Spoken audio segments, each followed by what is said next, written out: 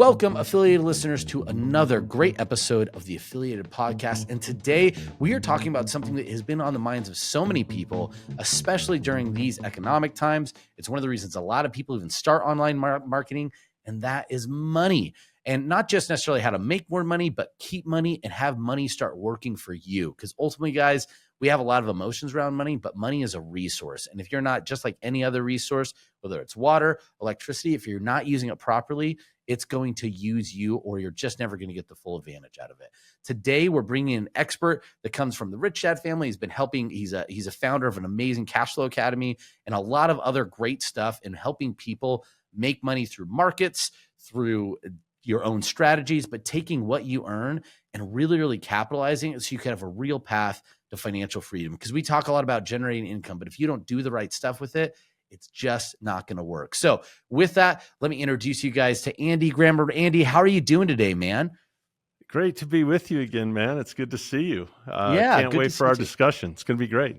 Yes, for sure. I'm super excited. So what we're going to be talking about today, guys, not only just about money, but I think oftentimes we talk a lot about strategies that are really exciting when you have a lot of it, but we're going to cover the full gamut. So, hey, I don't have a lot of money right now, but I want to start practicing the right things to put myself in the right setting. Then we'll go to, okay, I'm making money. What should I start doing? Because I'm making money and I want to build it and protect that money. And finally, I've established a business. I've made a lot of money. How do I build legacy and create financial freedom, not just for me, but for future generations?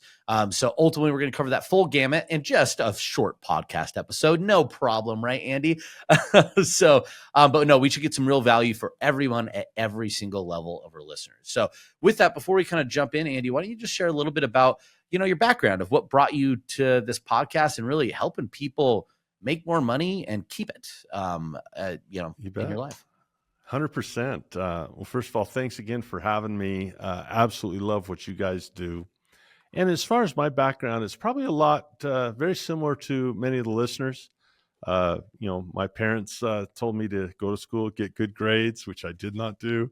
They said to go to college, and the only reason I really was able to make through college, I'm a big guy, about 6'8", and a little bit north of 200 pounds, I guess. And I couldn't jump, I couldn't shoot, but I could foul. So people put me on the basketball team, and so they hired me to foul people. And college was just so much fun. For me, it was about playing hoop and dating girls and having fun. But I will tell you that when I looked at the catalog of anatomy and biology and communication, all the way down to zoology, nothing lit me up. Nothing really started that fire. So when basketball was all over, and came to that point of decision, well, what do I do? Do I go get a job, work for money, or what do I do? So I fell into sales. I was pretty good with people, enjoyed it. And back in the 90s, online trading began. And people then, instead of, calling a travel agent, you booked your flight on Delta, right? On the delta.com. And people could trade. And I was approached by a company, said, "Hey, Andy, you're a pretty good pitch man. Why don't you go pitch this software for us?" I said, "Yeah, okay, let's try it." I've never traded before, but I'm sure I could learn it. And then once I started kind of seeing what the possibilities were, never in my life in school they talked about having money work for me. It was always me trying to get a job. And this idea of putting money to work for me was just, it just lit me up. And so, as things went on, I began to teach a little bit, and I was offered opportunities to speak on the topic. And then, probably, I don't want to say 20 years ago, not that long ago, but I was invited to speak at an event with Robert and Kim Kiyosaki of Rich Dad, Poor Dad fame. And they said, "Hey, you like teaching?" I said, "I love it." And they go, "Let's go around the world and teach everyone financial education." So I founded the Cash Flow Academy, which teaches people about stocks and options. And then we traveled for about 14 years all around the world, teaching millions of people about financial education. What a passion. And then now I do most of my teaching from here in my home studio. My sons are both much better basketball players than I am, and they're in high school just having a good time, so I don't travel anymore. I'm being dad, and I teach from my home studio. So That's the awesome. Cashflow Academy has been a lot of fun, and I get to meet guys like you and learn from you, and it's just forever a student. So that's me. I love it. I love it. Well, and I love anyone that has the forever student mindset, because I think that's the happiest place to be. If you're not learning, you're not living, in my opinion. Yeah, So it's always great to learn new things and grow. So, for sure. I love the journey. And I think the stories you must have over that 14 years have to be tremendous. So your autobiography is going to be a good read, definitely into the future. Where the kids might be better at basketball, I bet dad's still more charming. He's always retains that charm, right? We'll have to let the statute of limitations run out before we write that book. There you go. That's true. That's true. Right. Well, let's kind of jump into it, because I think with that experience, you obviously know that there's a lot of different layers to the game of personal finance, right? And I think sometimes people look at it as just the very simple, we'll call it, and not to say it's not without warrant, but kind of the, oh my gosh, I'm having like a brain fart now. Like the Dave Ramsey, reduce your debts and just reduce your fund at the same time, like oftentimes. So there's a component of that. It doesn't always feel people feeling like that's going to get me where I need to go. So we know that there's layers, we know that there's strategies, and it's different depending on where you are. So kind of starting out, a lot of people that are listening to our audience right now are listening to this because they're either trying to make money online, they want to make more for their family, for themselves. Some of them might even be the only way that they can make money based on their circumstances, but they're at a place that they want to ascend their financial circumstances, wherever it might be. And there's definitely some mindset things, and I would say ways you should be looking around finances and what money could do for you as a resource at those stages. So I'm really curious, from your expertise, what is that? What are maybe a couple things that these the people and the listeners right now should be focusing on? Kyle, I don't think there could be a better question, actually. I think that is the question that we could ask. You mentioned our friends, like Dave Ramsey, and I think Susie Orman is in that camp. They're very much disciplinarians. They're about restraint. They are about, don't go out and buy all this fancy stuff, don't go into debt, and a lot of dogma there. But that's not creative. Simply choosing not to spend money or not to go into debt, that doesn't create solutions to other people's problems in the world. And when a person embarks on, I will say this, if someone were to come to you and I and say, well, I want to go online, I want to start a business, I want to make a lot of money, I might be a little bit parental in that and kind of say, well, you and everybody else, you and every other person. So obviously there has to be something different about you than the other people that want to do it just like you. How are you going to separate yourself from them? And I'll tell you, the reason so few people do it is they don't have the shift in their context, in their mind, to do it. And I learned that 1,000 times from Robert and Kim. They were my greatest financial teachers, of course. And I know, I'll bet every dollar in my wallet was the same for you, Kyle. When you embark on a journey of either entrepreneurship or serious investing, whether you know it or not, you're really not on a journey to money. You're on a journey of what we call personal development, because those activities will find your weaknesses faster than any other activity I can think of. And they'll take all my weaknesses and they'll show them to the whole world to see. Yeah. And most people want to know what to do. They say, well, tell me what to do. Give me some advice. Tell me what to do. Tell me what to do. And Robert and Kim, I remember this like it was yesterday. They used to write on a flip chart. They'd say, be, do, have. In other words, it's about who you become much, much, much before you decide what to do. A doctor becomes a doctor before he does surgery. A lawyer becomes a lawyer before he litigates.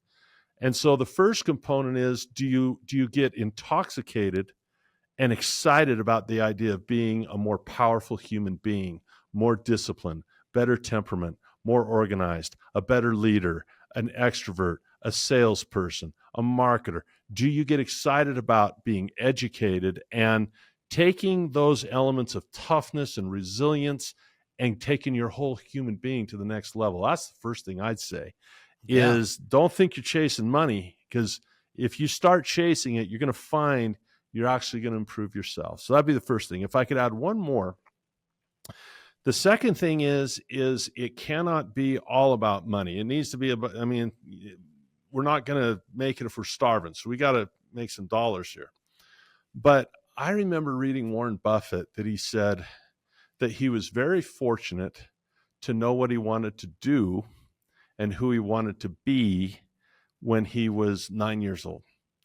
9 years old, he said, I want to be an investor that does investing. So be, do, and then you get to have. Well, here he is in his 90s, and he wakes up in the morning and he can do anything he wants to do. Anything. I mean, if there's a human being that could say, I want to fly here, or sit around the pool with a drink with an umbrella in it, or whatever, he can do it all. And he decides to go to the office. Yeah. Because he loves doing it. And the great entrepreneurs, Omaha, the great Nebraska, ones. of all places. Yeah, right? the Elon Musk, the late Steve Jobs, these guys had piles of cash, but they were so excited about solving some kind of problem and giving you and I iPhones or whatever problem they solve. So when a person decides that they want to go in line, I'd say two things. Number one, you find a joy in personal development and toughness and resilience and making mistakes and losing money and all that stuff. And then the other thing is you find a problem that you enjoy solving. And I think that mind shift of mission, what's my mission in this that'll get me up in the morning? Then I think you've begun to separate yourself from the 8 zillion people that say, yeah, I want to make money online. Yeah, no, I love that too, because I think one of the things you really put it is the resiliency. Because we did a live a couple weeks ago, and I remember one of the big things someone said, "Hey, you'll fail at affiliate marketing." I was like, "Good, you should fail. You should fail a lot. Any entrepreneur, anyone doing anything where you create is a path of failure." But like you said, that's why it just and same with finance, right? You're going to have losses. No one wins all the time. And the losses are just as valuable, if not more, than the wins. And I know that's kind of rhetoric you hear in sports all the time or whatever it might be, but it's not rhetoric. It's just truth that ultimately you have to have that resilience. You have to go into it. And I think one of the reasons, entrepreneurship exposes so much of those weaknesses is because the emotional challenges, the amount of failures that you have to push through, it really tests and pushes you to the points that you're tapping into your weaknesses, right? And hoping to overcome whatever these challenges are. And it's only those who use to face it and remember that, hey, I'm doing this for progress, for something bigger, right? If it's solving that problem every single day, if it's solving a big problem, if that problem is like, hey, I want to have access and resources for my family so we could go do X, Y, Z, great. Build everything around whatever that mission is, and it'll change the way your business is and allow you to be successful in the way that you want to be successful. Versus, again, kind of what you said, I think a lot of people start putting a lot of confines and emotional attachments to success that isn't really founded in what they want, but it's what they see. And all of a sudden, these challenges come up and you're like, I don't want to do this anymore, or I can't do this, or I'm going to be undisciplined, or it's not for me. And we drop out, and you don't play the game anymore. And that's just not fun, man. That's not worth it. That's not what we're here for. We'll make the world a better place if we have that right attitude, along with, I don't think you could ever lose if you keep that mindset. So in my personal opinion, so that's fantastic, right? It has nothing to do with money, but again, I like what you said too there too. It's like, hey, you have to know what you want to be, and then you can go do that thing, but understand it, and then it'll come to you, kind of a thing. For sure. And you mentioned, I don't think it's rhetoric at all. I think it's very veridical. The idea that there's going to be mistakes made and you get back up.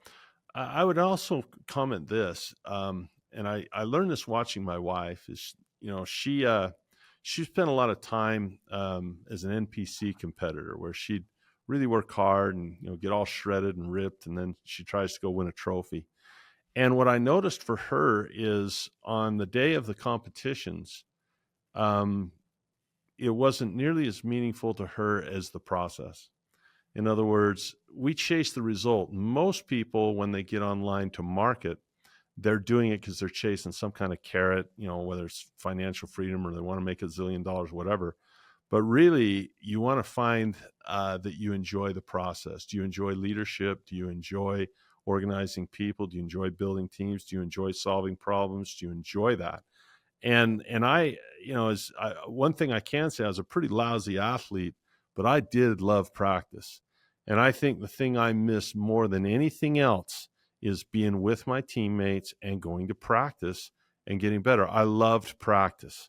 As much as, the moments where you hold up a trophy are great moments, but the process is what makes it special to me. So those things, in that first tier of saying, okay, I don't have a lot of money, I want to go get some. Those are some things to think about. And the reason a lot of people don't, they poo-poo that stuff. They say, oh, that's just, motivational talk. Okay, well, that's why, buy in, Yeah. and Yeah. and you'll find that that'll separate you from the people that poo-poo it. Yeah, and I could totally speak to, and you've seen the same thing. It's one of the biggest differences between those that win and those that don't.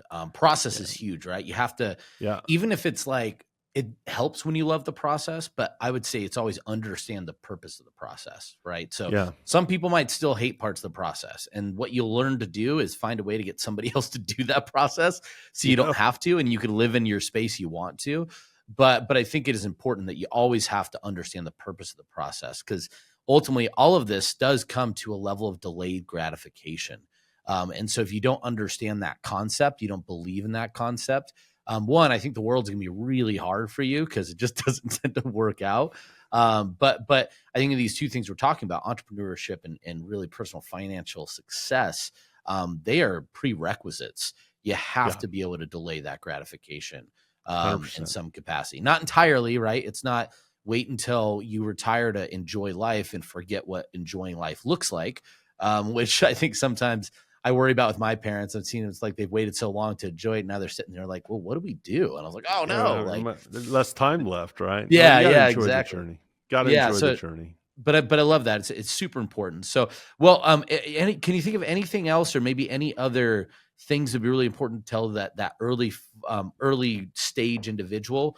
If not, I'd love to transition to that next level. Hey, I've started making Yeah, let's go money. to the next level. Yeah, so I'm started making money, and I know that big money's on the horizon. What should I start thinking about? What should be the things, even in practice, that I start doing to set myself up for appropriate financial success as I'm kind of on the, we'll say it's on the climb, right? You've had Yeah. success and you're climbing.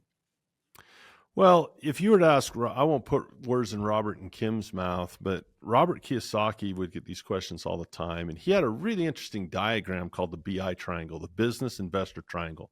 Hmm. And on the outside of the triangle, you have three elements when you start. We talked about some of the mission. It's not just Hmm. about money. Who's the leader? In my company, it's not me. I have partners to lead because they're better at than I am. Hmm. And then you have your team. And once you have that mission, leadership, and team on the outside, then you go to that next level and start working on the inside.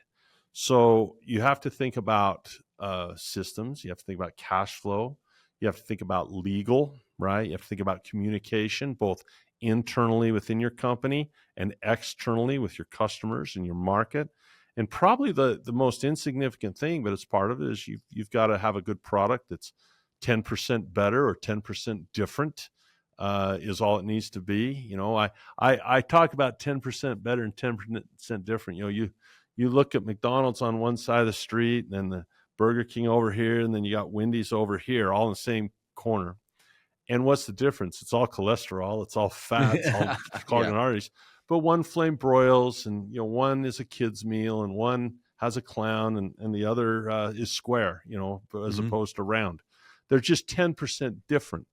And so how are you 10% different, 10% better? And as you focus on, those things of cash flow, you got to have cash flow. That's your lifeblood. You've got to have communications. Systems are really important, with understanding KPIs on all your systems. And then you Hmm. start getting more in the details of product and things like that. Well, Those are I'd love those to are the next steps, more I'd love to practical. talk a little bit more about systems, because I think that's one where we see a lot of people that I tell you, in our industry, we see a lot of people that focus on cash flow.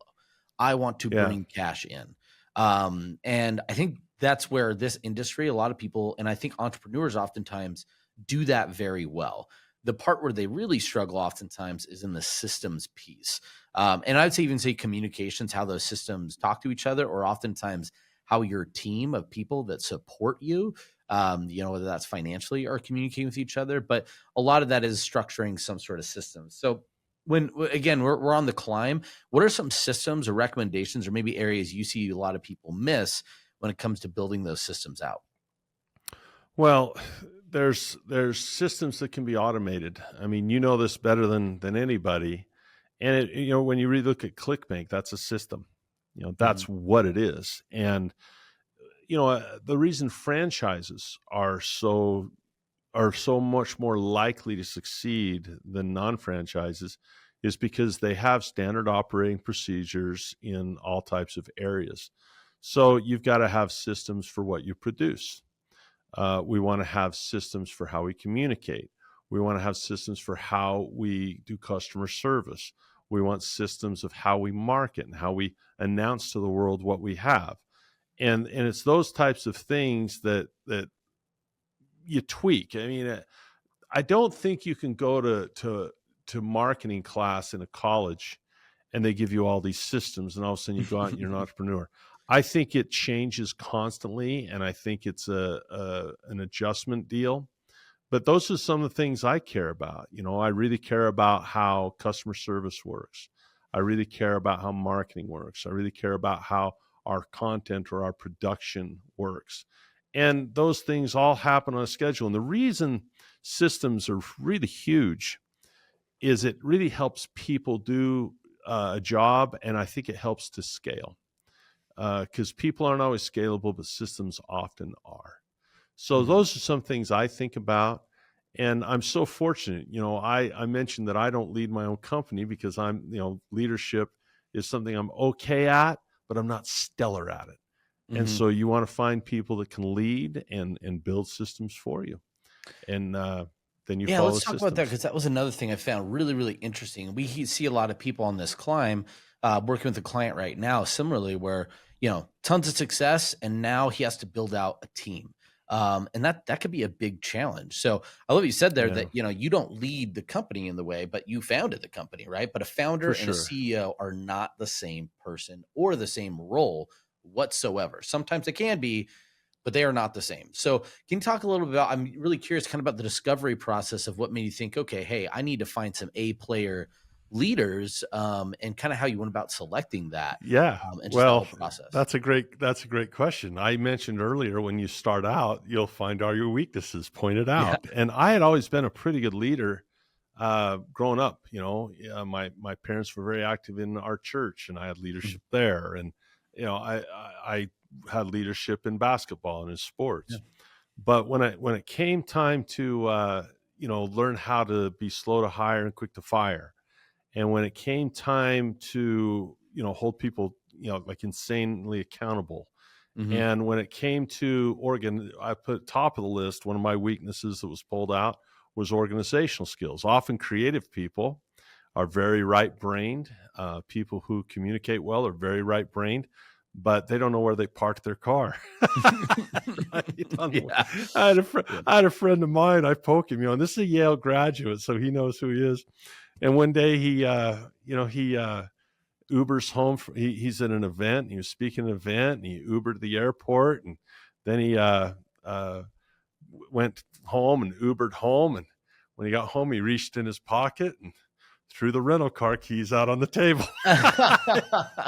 you know, so so those types of weaknesses you find. Now, had I been a strong leader, maybe I would have had to find someone to create content that was more Hmm. valuable.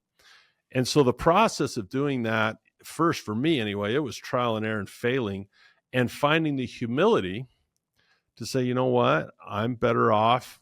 I No one's going to be another Leonardo da Vinci. That guy probably ran the 50-yard dash faster than everybody else. He was the best painter and Right. the best sculptor and the best You was scientist, and the six best. nine, you know. Yeah, I mean, it's better now to find what you're good at, your circle of competence, your talents. Everyone's born with different talents. And I don't want to backtrack too far, but if you had no idea, what you wanted to do for your product or what you wanted to do, and you're brainstorming back at that first level, not to regress too far. Look, list 4 things you love to do. List 4 personal strengths, which is the hardest for most people to do, is to confess their strengths. It's Mhm. really hard for people to confess the gifts they had, and then find 4 successful people that you know, and you start there. And Mhm. that's how I found leaders, is through networking and seeing who I knew and where they'd been and where they'd be successful. And I say, hey, I have an opportunity here on a very special team that will attract the talent that you need. If you're passionate and you're genuine, you have a mission, you'll get that thing completed. You really will. Well, And imagine it makes it so much easier to talk to and understand who's going to be that right fit, right? Like, I think that's a big yeah, piece. You knew right off the bat what you did really, really well, which it is unfortunate how I think as a society, we really struggle with that. Like, we're almost told to not do it. It's hubris. Yet at the same time, other countries look at us like a bunch of arrogant a-holes. So it's funny that citizens can't seem to do it. Yet though those are the characters or people that we tend to highly regard, are those that can, yeah, that have yeah, that confidence. So, but it's not even a confidence thing. I think it's pragmatic. We all have talents. We all bring things to the table that are unique to us and better than other things we do. And leaning into that, you go back to the Warren Buffett example. The clarity of knowing who you are and what you want to be at a young age allows you to optimize and focus on that one thing. There's a yeah. reason he doesn't go on vacation, right? Like, he's already living paradise.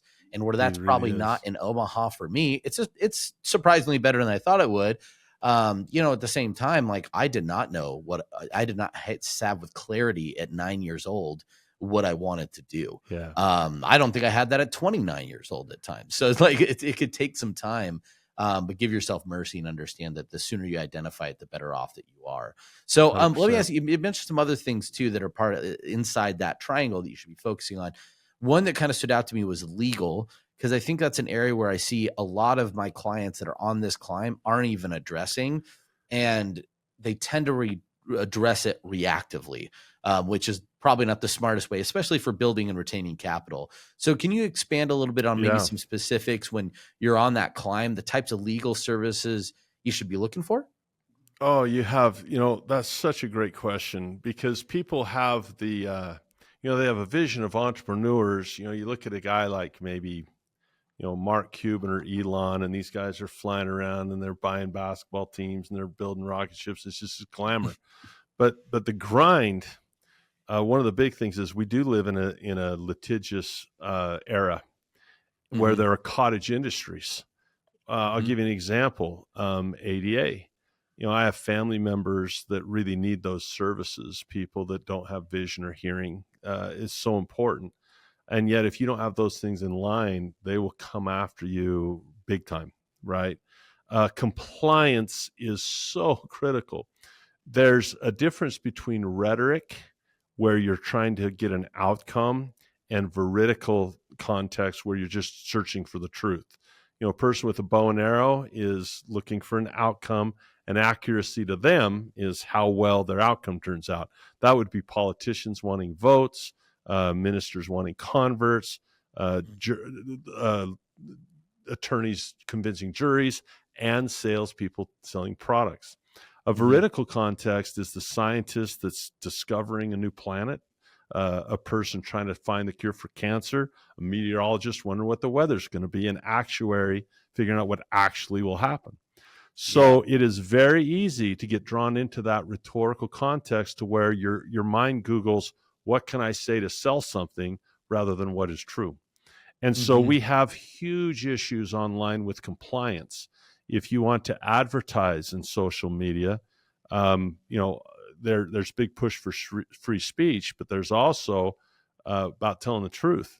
And if you're not compliant, you could be done. There are two things that I see that have shut down businesses faster than anything else. Number one is an inability to market, the inability to find an efficient cost of telling people about your stuff, Hmm. an inability to market, and number two is compliance. They get a lawsuit, or they get a government intervention because they weren't telling the truth. Hmm. And so those are that legal stuff is huge. You want to have a team of entity. You want to have a team for contracts. I have lawyers from heck to breakfast, but they're so good, and they keep me safe. They keep me doing things the way I should do. Investing in entrepreneurship is a team sport. Your accountant and your attorney should talk to each other. They should have each other's phone number. They shouldn't be in silos.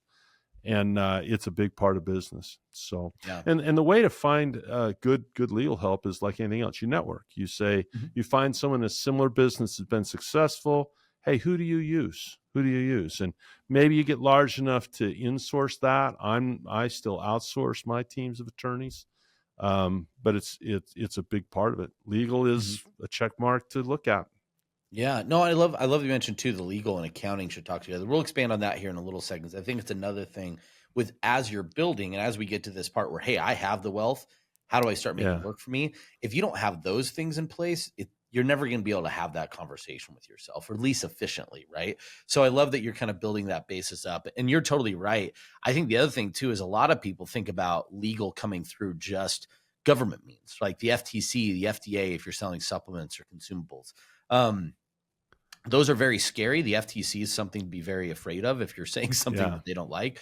But it doesn't just come from there. In fact, I have a client that had a class action lawsuit from, a private attorney who also happens to be the main plaintiff in all their class action lawsuits, right? So we go to kind of the cottage industry is like literally focusing on just finding businesses that are violating marketing terms, and they wait till they get to a certain size and then they go out and release letters to settle and take money. And as you're growing, cash and having liquid cash that you could reinvest back into the business is yes. critical. And you probably don't have a treasure chest just sitting and waiting to absorb legal liability, especially when you're in that hyper growth phase, which is kind of what we're describing. So, getting a lawyer to protect you from what could just erode your business, not even with bad intentions sometimes, right? Sometimes it's Yeah. best intentions and you don't know what you don't know, but you could pay somebody to give you that information. So really, really, That is really so valuable. big. Glad you brought that up.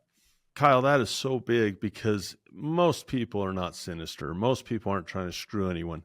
The problem is ignorance can be a liability, and there are so many good-hearted, honest, genuine, good-hearted people that get nailed simply because they didn't have the team to understand that they were treading on things innocently, but not knowing what the law is. Things like privacy, California in particular. I mean, Yeah. you've got more laws about what you can do with an email address and what you can't. And I mean, you've really got to have a legal team. Yeah. Yeah. I mean, then you get into physical, don't even get me started on that with Prop Yeah. 65 and other various things that sometimes literally feel like they're there to employ lawyers to find you, right? And so it's one of these things that, yeah, that's a big side of it and a big piece. Now, just to expand before we kind of go into the bigger piece, Yes. so why is it important to be able to have your attorneys and your accountants communicating with each other regularly? Because I know that's super important, especially at this level, but I'm sure a lot of our listeners aren't familiar. And this might be the first time they've even heard that concept. Absolutely. And I say it's an absolute must. And the reason is your lawyer that creates your entities, they're going to lean towards protection, and they're going to set you up entity wise and trust wise, and all that, all the entities and legalities of that. And their mindset is going to be protect, protect, protect from lawsuit, protect, protect, protect. Your tax advisor, which is usually an accountant and tax advisor, aren't necessarily the same thing. In my case, it is the same thing. Yeah. But your So tax there might be advisor, three people in this equation. I just want to kind of put there that out there. could be. I mean, Because you're going to have my an accountant and a tax advisor. Oftentimes are not the often, same. yeah, So because don't confuse accounting, them. yes, accounting is basically saying, here's what you did, bookkeeping and accounting. But tax advising is saying, this is how we're going to set you up so you can partner with the government rather than fight against the government. Find out what those incentives are in the tax code. Well, that can change your entities, and that can change how you set yourself up. So there must be a balance between your tax plan and your liability plan, so there's a happy medium, because one can go to one extreme, one can. If I go too far one way, I'm not going to get my tax benefits. If I go too far the other way, I could be exposed. So the way those structures are put together are really important, that those guys talk. And as you grow, your tax situation can change. As you grow, your liability situation can change. So Mhm. those guys, once a year or so at least, they ought to be able to communicate with one another to make sure that And so one do you just set up understands like the other. Do you just set up like a dinner? Do you just get them like together for a round of golf? Like, Just, what's the way that you get them to communicate on that regular basis? a lot of the time I'm not even in the room, which is probably a good thing. Is They're just talking I'll about you behind their back, right? Yeah, I'll talk to Tom and say, "Hey, Tom, this is it. Have you talked to Andrew?" And Andrew, the attorney, and Andrew will say, "Yeah, I've talked to Tom." And often I'm not even in the room. I just say, "Look, you guys need to get together. Then you guys together come and present to me." So it's a Zoom call, That's awesome. ultimately. And That's awesome. often I don't even need to be there as long as I know they've talked and that's their job, right? Hmm. My job is to serve customers, Hmm. and that's their job. But it is important. Well, it's awesome. So, again, just kind of recap where we're at the stage. First stage right now, it's setting, almost like removing the idea of I just want to make money and building that mission, building that mindset to go through the Yep. journey that's ahead of you. Prepare for personal development because that's where all this comes from. Yep. And then, so as we get to the second stage, hey, we've had some success, we've had some personal growth, but now how do we sustain the success and reach it to a level that's substantive? And it comes down to, again, building teams and systems, right? So the right teams to have the leadership, to have the legal and all that stuff that align with the mission that we established before. We didn't forget any of that stuff. But we're building out these teams to protect our assets, increase our growth, and build systems that could scale versus people Yeah. that can't, right? So And that's really really, like really smart. that's really like ClickBank because you have something you want systems that have been proven by other people. You want systems that you can turnkey. I can Yep. plug into this system that's been proven to work. Mhm. No reinventing wheels. Mhm. It's a huge thing. Yeah, and I mean, because we could like it's just we'll use another example of like liability is when you and how a system could prevent that from happening. So we have a lot of people, Absolutely. especially right now, if you're selling info products and you're using Stripe, you might have a big old campaign with a lot of affiliates, and Stripe doesn't want info products. What if they decide to shut you down midway through? Now you can't collect Yeah. money. You're going to ruin relationships with affiliates. They'll probably hold all that cash. So even the money that you were going to pay to those affiliates, now you can't, right? Not without There. being Yeah. insolvent and you're dipping into your own cash. And I've seen multiple times companies go through that and not exist afterwards. So having I've those seen. systems that ensure that could really, really keep a good idea and a great product on the market because they didn't have compliance or, bad systems or lack of systems in place that essentially erode the company from its own success, where success You actually becomes a detriment, not a You positive. mentioned merchant services, and I'll tell you what, that's a rude awakening for a lot of entrepreneurs, where all of a sudden the business grows, and a merchant service will say, "Yeah, we're going to keep $1 million," and you'll say, "Why?" They'll say, "Because we just feel we should." I mean, there's no Mhm. law, and they say, "Well, there should be a law. They can't do that." And like, yeah, actually, they can. It's very ambiguous. Mhm. And so that's like you mentioned, that's a big part of it too. How do you, Yeah, I'm like I said, how do you collect money, mhm. and how do you refund money, and how that's a system. Totally, totally. So the systems are key, and if you don't have them and understand them in your business, you 100% need to as soon as you Yeah. possibly can when you're in this stage. So let's move to that next stage. We've established we have our systems, we have our team. Now it doesn't money's never easy, but as a resource, it's coming in larger amounts. Right? We're Yeah. seeing that holy cow, I could buy the Benz, I could buy the big house, but should I? What do I do?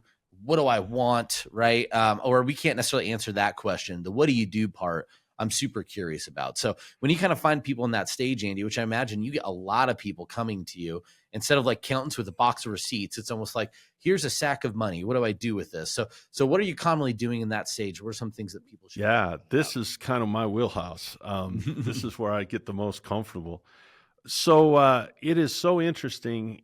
I had a dear relative, and he was a computer science guy in college. He got a computer science degree. And he spent his whole life trying to write some type of code that would make him $1 zillion.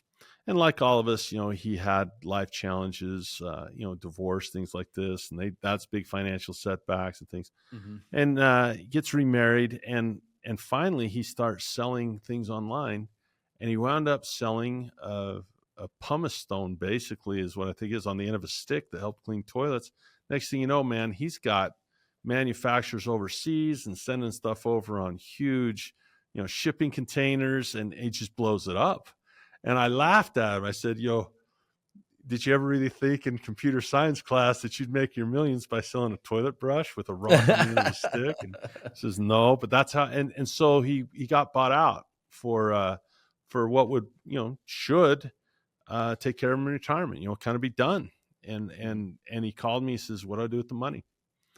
And whether a person is starting out, and maybe you want to be an investor first, and you say, I'd rather just invest. Warren Buffett never started a company, ever. He bought every single company he's ever had. Berkshire Hathaway existed. He bought it. Apple existed. He bought it. Look at it. Apple, all the banks, American Express, Moody's, See's Candies, Geico Coca-Cola. Insurance. He founded none of those. Mm-hmm. So learning how to invest is a different skill than entrepreneurship. It's a lot different. It has a little overlap because you're analyzing businesses, but I would say this: your first thing, if you decide to invest profits, or if you just want to start from zero and begin investing, is you're going to decide whether or not you want to be an investor or you want to have that as a skill for hire. Because if you decide to have other people do that, now you're entering what we call the advice culture, where you're going to take financial advice. That ends personal development. That ends the becoming an investor. You are not an investor because you have money in the market. You're a participant. I call these people 401k participants. They are not investors. We'll go back to the beginning of the program. B, are you an investor or not? If you are, you don't need advice because you know what to. Warren Buffett doesn't call up Schwab for advice. He knows what to do. So that's your first decision, is if you've made some money and want to start growing it and compounding it further and faster through business profits, or if you're just starting out, and you're like my son, you're, in high school wanting to learn how to invest, you make that decision. Do I want to keep engaging in the personal development, which means becoming educated, learning about investing, having temperament, discipline, and consistency, or do I want to pay Wall Street fees for advice? Wall Street, people say, I'm involved in Wall Street because I buy stocks. Not true. Warren Buffett, as you mentioned, lives in Omaha, Nebraska. He buys companies. Wall Street is about assets under management. And that's the biggest, most important word on Wall Street. They collect fees from that. They get paid for advice. That's what they get paid for. So that's your first decision. Do you want to be an investor? I would absolutely, obviously, as an educator, I advocate for the education. I'll tell you why. If you look at a compounding calculator and just take any amount of money and look at its lifetime value in the market, and then subtract or add just 1%. Take a fee and pay it, or take a fee and earn it. And that's, it's a 1% swing either way or more. It's millions and millions of dollars. It's millions. And so I'm a huge advocate for continuing your personal development and learning how to invest, for sure.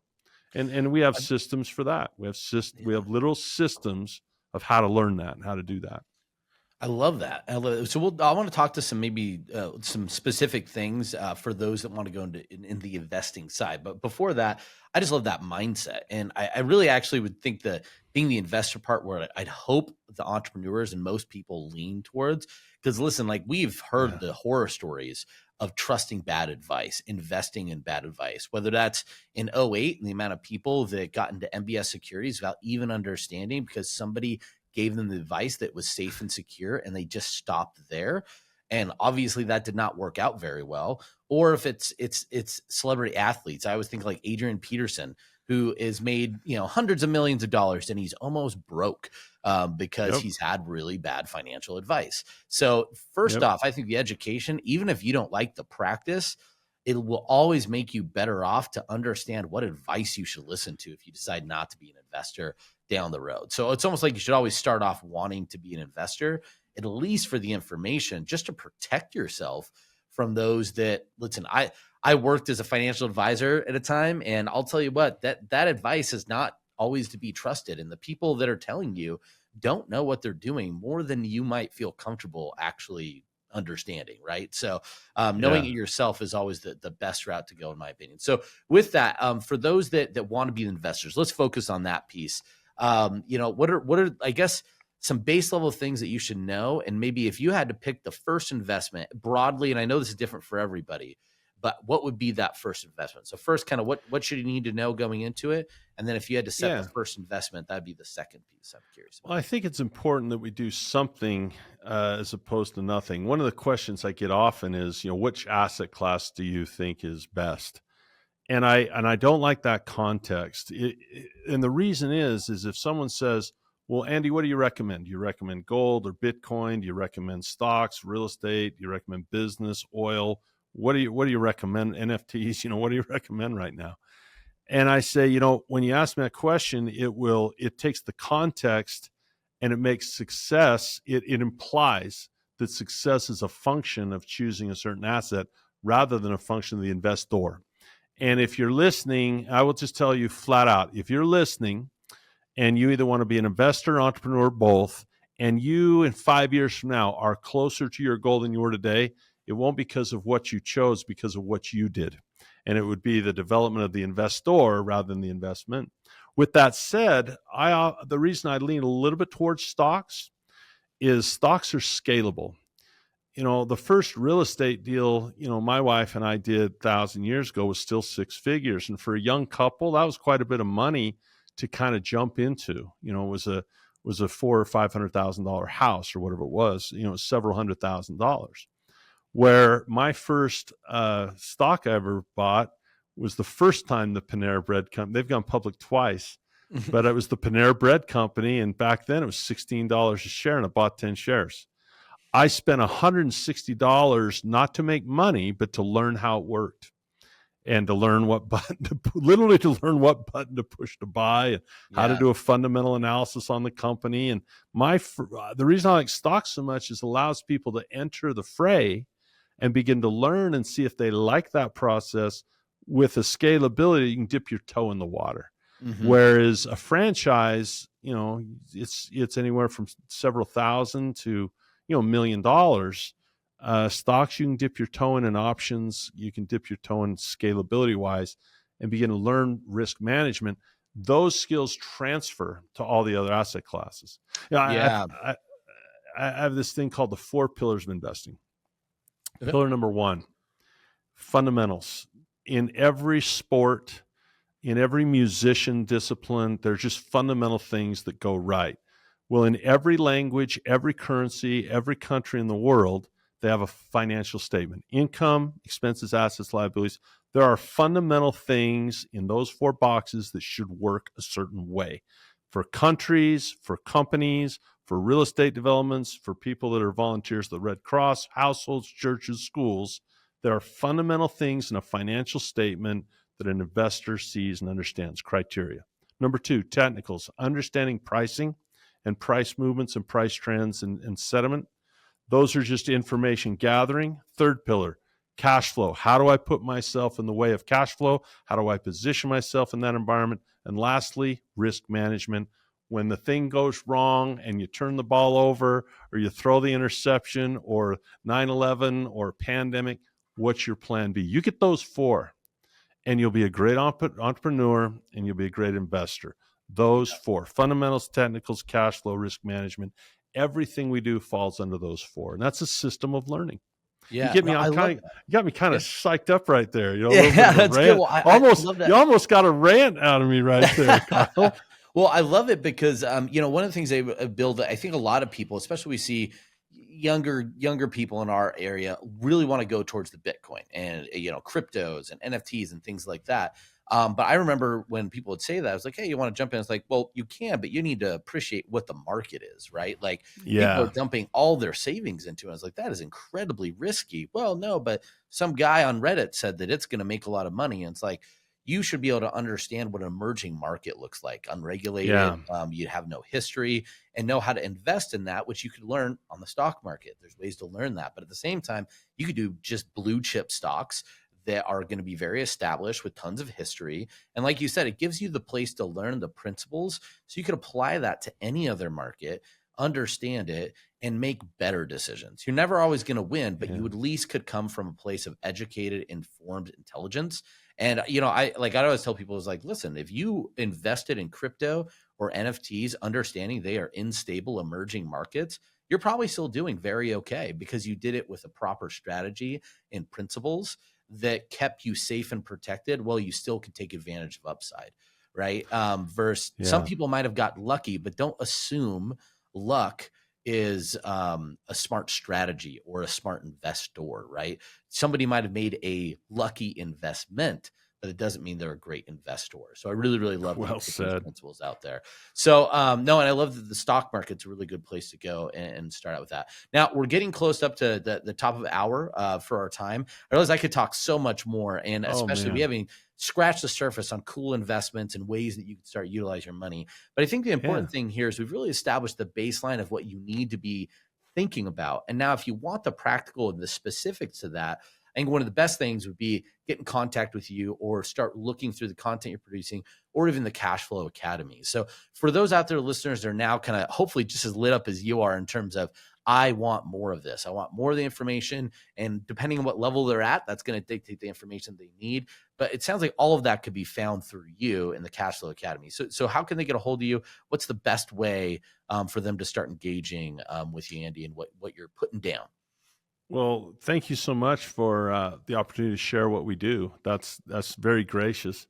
We've provided a link. It's the Cashflow Academy is our website. So thecashflowacademy.com/ClickBank. And so if you type in thecashflowacademy.com/ClickBank, we've got some free stuff, and it's really fun. You mentioned blue chip stocks.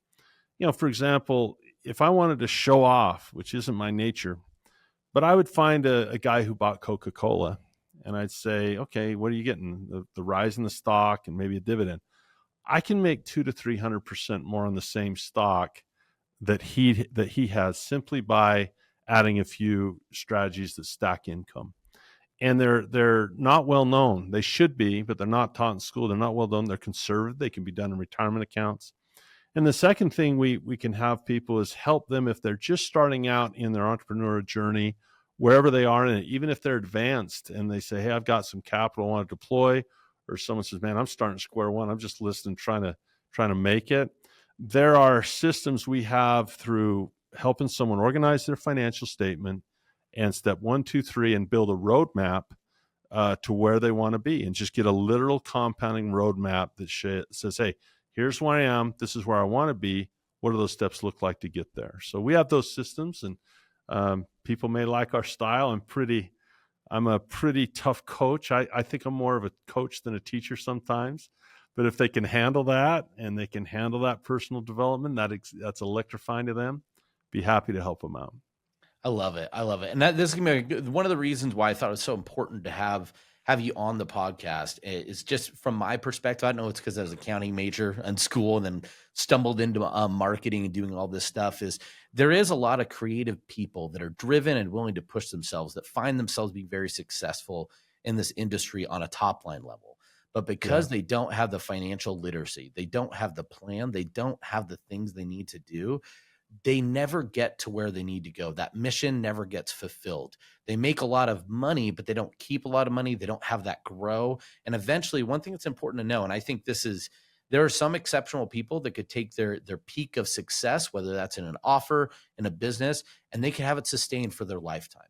Those are Yeah. exceptions. Most people have a moment. You have a moment in time that might be crazy growth in a business. It might be the biggest business you have. That could be the second, third, and maybe it's still big, but you normally have a moment. And if you don't capitalize on that moment appropriately with a good plan in place, that moment's just going to become a painful memory. Nostalgia is an emotion of pain, right? And do not become nostalgic about your past moment because you didn't have the tools, you didn't have the information in place to turn that moment into a legacy. And that's why it's so important to talk to people like Andy, to consume this content, because all of you out here have done something that already makes you different. You're trying to do something more. You're trying to be an entrepreneur. You're trying to grow for all sorts of different reasons. Don't let your moment become just a faint memory of pain. make it really, really last and turn it into a legacy by following this content. So Andy, I just really appreciate it. I think this is great. I'm so excited to learn more. I definitely want to hear more about that blue chip strategy. That sounds super exciting. And I always love talking about finance and personal finance and accounting, oddly enough. But we don't do that on the show because people get really bored talking about accounting, except for me and the other accountants. So this is something I think we'd all get really excited about. So we're going to make sure that link is in the show notes. And for all the people out there, please rate, review, subscribe. If you have questions as well that you either for Andy, you don't want to go directly to his website and ask him, please reach out to us at affiliated@clickbank.com. We're always happy to screen and actually provide that feedback and those questions to Andy if you feel more comfortable talking to us and Thomas. And I'm actually, Thomas couldn't make, he actually got pulled away. He was really excited for this podcast, got pulled away with the surprise meeting from some of our executives. All good stuff, guys, don't worry. But I know he would also echo the same things of how important this is and something that he's incredibly passionate about in his own life with finance, personal finance, and setting himself up and his family up in really exciting ways. So with that, until next time, please rate, review, subscribe. And as Thomas would say, happy scaling. Andy, again, thanks so much for your time. You have a great one, man. Thanks, everyone. And thank you to you, Kyle. Very much enjoyed our time together. Same here. Same here. Bye, everyone.